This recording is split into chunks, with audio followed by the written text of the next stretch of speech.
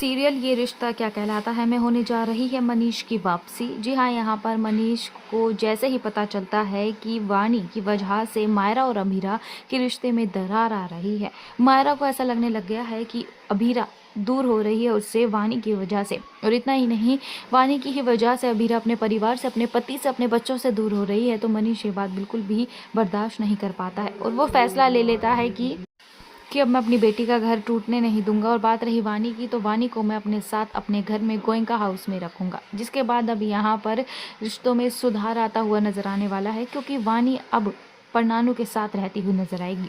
लेकिन दोस्तों, ये बात एक शख्स को खटक जाती है।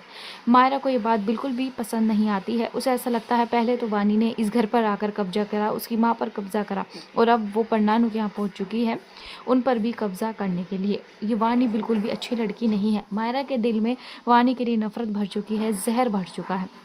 और इतना ही नहीं, अब वो वानी से इस कदर नफरत करने लग गई है कि वो वानी को नुकसान पहुंचाने के लिए नए नए पैतरे आजमा रही है।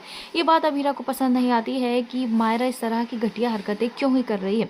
पर दोस्तों, कुछ भी हो, वानी और मायरा के बीच में बढ़ती तकरारें, बढ़ती नफरत आने वाले समय में एक बहुत बड़ा रूप ले लेंगी, क्योंकि लीव के बाद ये दोनों बहनें एक बहुत बड़ा ट्विस्ट लेकर आने वाली हैं। जी हाँ, यहाँ पर हम जानते हैं कि वानी बहन तो नहीं है, लेकिन कहीं ना कहीं अबीरा ने उसे अपनी बेटी जो बना लिया है, तो ये दोनों अब बहनें ही कहलाएंगी। सीरियल में आया ये ट्विस्ट आपको कैसा लगा? कमेंट सेक्शन में अपनी राय ज़रूर दीजिएगा।